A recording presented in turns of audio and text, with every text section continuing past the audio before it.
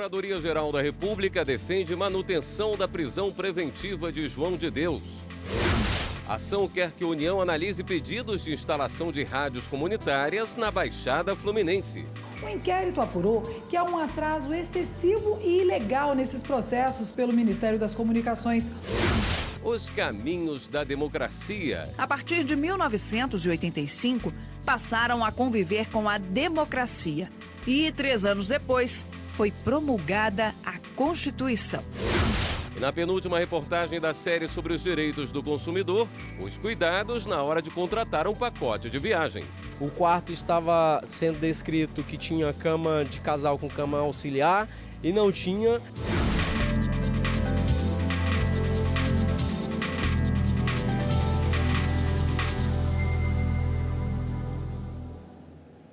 Olá, boa noite. A Procuradora-Geral da República enviou ao Supremo Tribunal Federal uma manifestação defendendo a continuidade da prisão preventiva de João de Deus. No documento, Raquel Dodge aponta falhas processuais e de mérito no pedido de soltura apresentado pela defesa. Segundo a PGR, a lei não permite que o pedido de habeas corpus seja feito diretamente à Corte Superior sem ser analisado pelo Tribunal de Justiça de Goiás ou pelo STJ. Outro aspecto mencionado por Raquel Dodge é o fato de que a prisão preventiva tem o objetivo de cessar a ação criminosa, de evitar a intimidação de vítimas e testemunhas e de prevenir a fuga do investigado. O médium está preso desde 16 de dezembro por ordem da Justiça Estadual de Goiás, investigado por abuso sexual e estupro em mais de 200 casos já registrados pelo Ministério Público. E o Ministério Público Federal moveu uma ação civil pública para que o Ministério das Comunicações analise os pedidos para instalação e funcionamento de rádios comunitárias na Baixada Fluminense. A ação é para que os pedidos de autorização para instalação e funcionamento de rádios comunitárias na Baixada Fluminense, no Rio de Janeiro, que já tenham sido feitos há mais de 12 meses, sejam apreciados em até 120 dias. O inquérito apurou que há um atraso excessivo e ilegal nesses processos pelo Ministério das Comunicações, o que causa grandes danos à sociedade, que fica privada do serviço de radiodifusão comunitária com enorme valor cultural e social. O MPF pede ainda que os novos pedidos sejam analisados em até 12 meses e que a União seja condenada a pagar R$500 mil de indenização por dano moral coletivo. O dinheiro deverá ser destinado ao Fundo Federal de Direitos Difusos. O corpo do ex-governador do Espírito Santo, Gerson Camata, foi enterrado na tarde desta quinta-feira. Camata foi assassinado com um tiro depois de uma discussão com um ex-assessor causada por uma ação judicial movida pelo ex-governador contra ele, que resultou no bloqueio de R$60 mil na conta bancária do agressor. O assassinato aconteceu em uma rua movimentada do bairro Praia do Canto, na capital do estado. O presidente do Superior Tribunal de Justiça, ministro João Otávio de Noronha, concedeu medida liminar para suspender as penas do deputado federal João Rodrigues, do PSD, por prescrição. Em dezembro de 2009, o deputado João Rodrigues foi condenado pelo Tribunal Regional Federal da 4ª Região a 2 penas por crimes contra a Lei de Licitações. Uma de 3 anos, 1 mês e 15 dias de detenção e outra de 2 anos, 1 mês e 15 dias. Os crimes teriam sido cometidos quando ele era prefeito de Pinhalzinho, Santa Catarina. Na ocasião, a defesa interpôs recurso especial, mas com a diplomação como deputado federal, o julgamento foi para o Supremo Tribunal Federal, que em fevereiro deste ano negou o provimento ao recurso e determinou a execução das penas. No habeas corpus ao STJ, a defesa pediu para suspender os efeitos da condenação e considerar prescrita a punição, já que havia passado mais de 8 anos entre a condenação e o trânsito em julgado. Na decisão, o presidente do STJ entendeu que houve prescrição da pretensão punitiva, tendo em vista que, pelas penas aplicadas, o prazo é de 8 anos. Segundo ele, a prescrição foi interrompida pela condenação em dezembro de 2009, mas a admissão do recurso especial, julgado em 2018, impediu o trânsito em julgado e, portanto, não afastou o fluxo do prazo prescricional. A Procuradoria-Geral da República já recorreu ao STF contra essa decisão. Pensão alimentícia. Quando os pais não podem pagar, paga o parente mais próximo. É a chamada pensão avoenga, que normalmente é assumida pelos avós. O seu Eduardo paga pensão alimentícia à neta, hoje com 16 anos, desde que ela era criança. A ação foi movida pela ex-nora. Como o filho do seu Eduardo não tinha condição, ele assumiu a responsabilidade. Eles tiveram uma convivência durante 5 anos, né?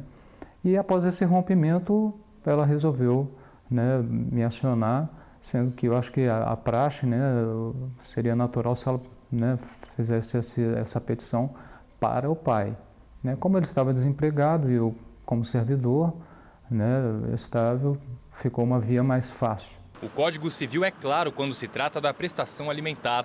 Em caso de descumprimento do pai ou da mãe, a obrigação da pensão é dos parentes mais próximos. É a chamada pensão avoenga. O Código definiu ainda a proporcionalidade do pagamento e que alimentos são indispensáveis para a subsistência. Os avós não podendo, você tem uma sucessão familiar. Se o pai não pode, vai aos avós. Os avós não podem, desce e retorna aos tios, os irmãos dos pais.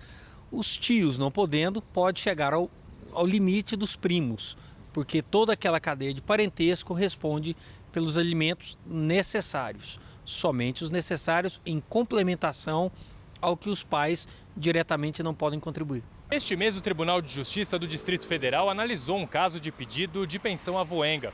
O autor da ação queria que a responsabilidade dos pais de pagar a pensão fosse passada para os avós.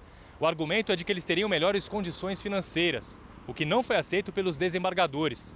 O pedido acabou negado. O advogado lembra, deixar de pagar pensão alimentícia é a única possibilidade pela legislação brasileira de prisão por dívida. Não pagar pensão pode dar cadeia, seja o pai, o diretamente responsável, seja os avós diretamente responsável em complementação, ou os tios ou primos que foram compelidos judicialmente a pagar. E daqui a pouco, os cuidados ao contratar um pacote de viagem. Estava sendo descrito para o mar, o quarto estava sendo descrito que tinha cama de casal com cama auxiliar e não tinha.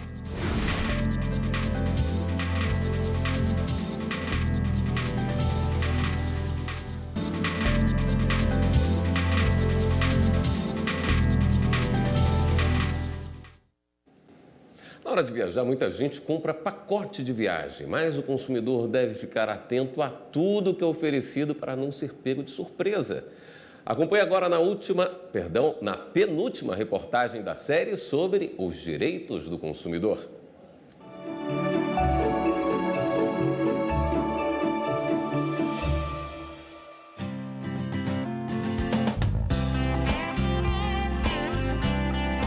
O professor Elson Henrique está embarcando para a Europa. Comprou a passagem, reservou o hotel, traçou todo o trajeto da viagem. Ele não quer mais saber de pacotes de turismo. Na última vez, num passeio para Fortaleza, esperou horas pelo transporte do hotel ao aeroporto. E quando chegou no quarto, a decepção. O quarto estava sendo descrito para o mar. O quarto estava sendo descrito que tinha cama de casal com cama auxiliar e não tinha. E eu acho que você sai de férias é exatamente para curtir, para não passar por esses constrangimentos. E isso foi super chato. Ao contratar um pacote de viagem, o consumidor deve ficar atento a uma série de cuidados. O primeiro deles é guardar todo o material promocional. Ele também deve ler o contrato com bastante atenção antes de assinar. O contrato deve ter o período do passeio, o nome do hotel, o tipo de acomodação, as refeições incluídas, a descrição da passagem aérea. O consumidor tem prazo para cancelar o pacote. O período depende de como a compra foi feita. Se for uma compra remota, que seria pela internet ou por telefone, o consumidor tem direito a um prazo de 7 dias de arrependimento, que é cancelar esse contrato sem nenhum ônus. Agora, se for uma compra na loja física, uma agência de turismo, o que seja, aí já ficam vinculados ao contrato que foi entabulado. Então, provavelmente será sujeito a uma multa por esse cancelamento. O valor da multa varia bastante e pode ser questionada na justiça. Muitas vezes, essa multa está na proporção de 50% a 80%. E aí, acaba que o consumidor leva esse caso ao PROCON ou à justiça. E normalmente, pelo menos aqui no Distrito Federal, até no Brasil, é reconhecido como uma cláusula abusiva, exige uma vantagem excessiva do consumidor. e eles revisam essa multa para um entendimento majoritário de 10% aqui no Distrito Federal. No caso de viagem internacional, as agências recomendam fazer o seguro. Ele garante a questão de assistência médica, jurídica, ele te ajuda também a questão do extravio de bagagem, cancelamento de viagem também, ele pode reembolsar o seu pacote. Você tem para não usar, mas na hora que você tiver que usar, você tem.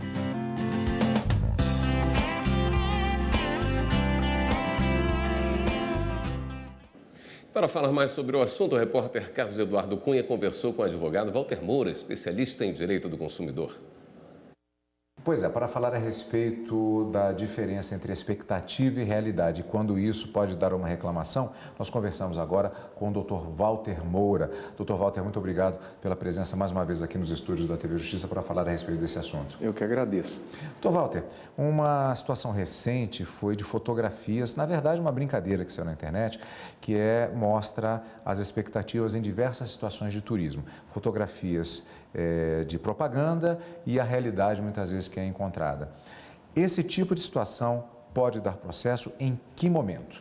Isso é um caso típico de publicidade enganosa. A publicidade é o que atrai o cidadão para adquirir produtos e serviços. A legislação brasileira exige que a publicidade tenha respeito a princípios como a veracidade, a transparência das informações e, basicamente, respeitar a legítima expectativa do cidadão. O cidadão está gastando seu dinheiro que é suado, que é economizado, para descansar, para ter um momento do ano com a família, às vezes, que é o momento das férias, que é um momento quase sagrado. Investe boas fortunas em viagens, o brasileiro gasta muito dinheiro com viagens dentro e fora do Brasil, e o que ele espera, ele só vê por imagens. Então, existe uma obrigação, até por lealdade dos fornecedores, de colocarem imagens que permitam para o cidadão enxergar os aspectos positivos de um lugar a ser visitado, mas também não criar, não iludir qualidades que não existem no local. Agora, existe uma necessidade de critérios objetivos que serão analisados pela Justiça em relação a isso. Então, por exemplo, uma fotografia de uma piscina com poucas pessoas num cruzeiro, por exemplo, e uma fotografia do mesmo local, mas que ele esteja lotado de pessoas, que seria a realidade, há uma necessidade de uma certa análise dessa situação. Existe um interesse, um fetiche de todos de ter, por exemplo, a ocupação de um lugar somente para você, que é um problema de status. Então, eu quero uma piscina ou uma praia só para mim. Não tem como uma empresa de turismo garantir que a piscina vai estar vazia, que a praça não vai ter ninguém. Então, esse tipo de reclamação na divergência entre a expectativa e a realidade, ela não é objetiva, ela é subjetiva. As reclamações, as divergências objetivas que geram reclamações têm mais a ver com a qualidade do produto, serviço, do que é realmente entregue para o cidadão. Então, eu tenho, por exemplo, 3 refeições contratadas, só vem 2. Eu tenho, por exemplo, um café da manhã completo, vem só pão com manteiga, café e leite, não vem suco, não vem fruta. Então, esses critérios objetivos, se fosse o caso da piscina, olha, eu contratei um cruzeiro com um navio em que havia piscina. Se não tiver a piscina, se a piscina for muito menor do que as brochuras, isso daí é uma divergência objetiva que vai configurar falha na prestação do serviço e vai gerar um acionamento na justiça, se não houver mediação, de indenização por perdas e danos, inclusive, em alguns casos, o moral. Quero uma praia ensolarada, choveu. Não é culpa da operadora? Não é o caso, porque as estações, os fenômenos meteorológicos e os acidentes naturais, eles estão dentro do que o direito chama de caso fortuito e força maior. Salvo uma previsão expressa em contrato, que pode acontecer nos chamados contratos de super luxo, isso daí não vai ser indenizado. Faço uma viagem com um grupo, chego lá, a distribuição dos quartos e das camas de casal e de solteiro não deu certo. Já é uma perspectiva de processo objetiva, mas eu posso negociar com a operadora e com o hotel um upgrade para uma compensação, na hora. Bom, o que se quer na justiça brasileira é que não haja processos na justiça. É sempre importante, com a agência de viagem, exigir que a agência faça a mediação entre você, viajante, e o hotel, entre você, viajante, e a companhia de viagens, para evitar ações na justiça. Se houver a solução no meio da viagem, não vai ter processo, não vai ter litígio. Então, a capacidade de negociar, ela tem que ser do cidadão quando viaja sozinho, e quando tem a assessoria da agência de viagem, é uma obrigação contratual da agência de viagem fazer isso. O problema é que no Brasil e em algumas prestadoras, você só escuta não, não, não e não. Então, isso não é culpa ou intransigência do cidadão brasileiro que viaja. Isso, às vezes, é um perfil de fornecedores que não dialogam com consumidores. Doutor Walter, muito obrigado pela sua participação conosco. Eu que agradeço. Voltamos aos estúdios do Jornal da Justiça. E daqui a pouco, você sabe o que é democracia? Os adultos seguem as regras da sociedade. E aqui as crianças na escola, elas já estão aprendendo sobre essas regras, só que respeitando as regras da escola.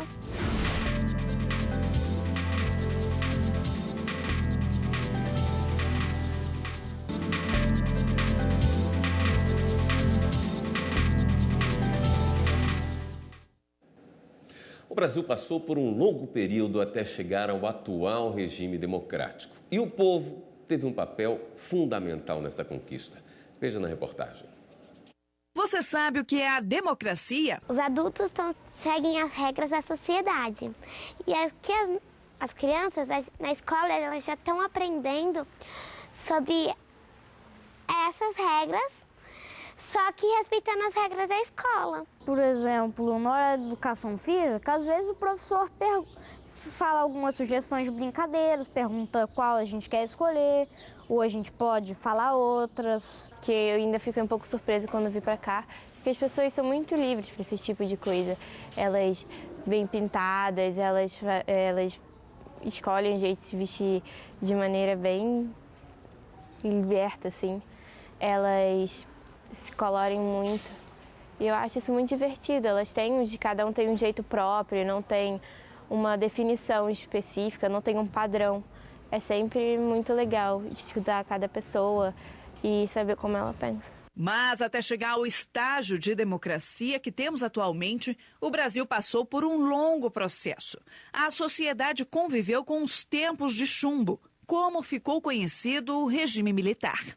A ditadura militar chegou chegando, com força total, fechando, e a partir daí o mundo político, não é, aquilo que se poderia chamar as lideranças que conduziam o processo democrático, todas foram vítimas da ditadura militar. O que foi a ditadura? A ditadura passou a indicar, pelo processo militar, presidente, vice-presidente, governadores de estado, 1/3 dos senadores, para poder eleger o governador que queriam, quando não tinham maioria nas casas legislativas estaduais, caçavam os deputados para poder fazer maioria à pessoa que eles iam indicar para ser o governador, prefeitos de capital, prefeitos de área de segurança, ou seja, todo o processo de condução política do país ficava na mão dos militares. Nós passamos 15 anos sob a era Vargas, de 30 até 45.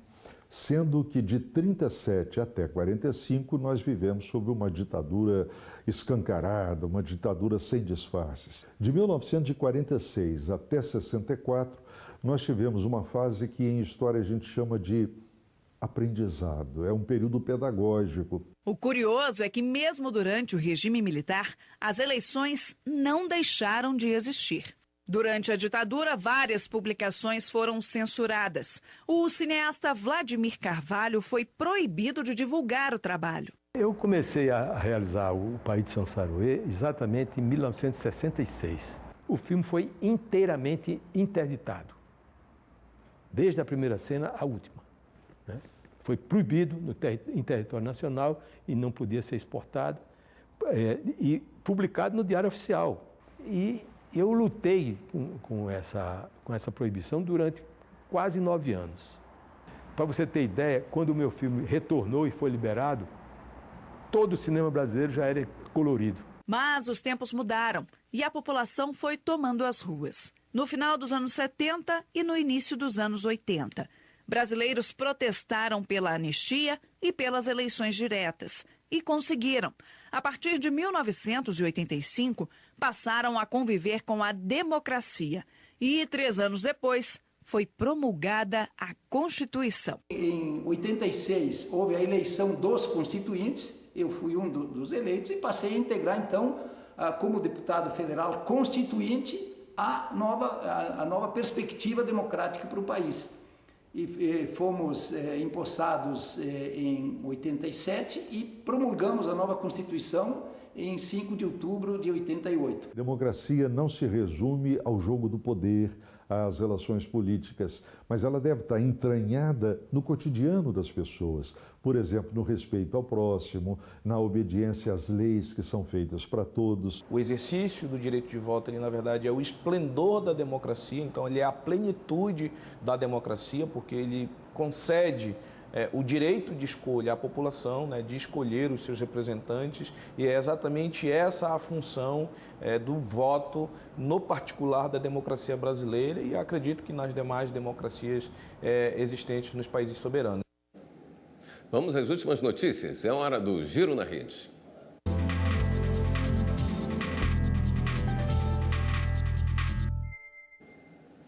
Quem está hoje na redação do Jornal da Justiça é Carla Lucena. Boa noite, Carla. Conte pra gente das últimas. Vamos lá, então, William. Boa noite para você, boa noite a todos. Vamos começar o giro de hoje com uma notícia do Supremo Tribunal Federal. O presidente do STF, ministro Dias Toffoli, suspendeu a inscrição do estado de Mato Grosso no cadastro de inadimplentes da União.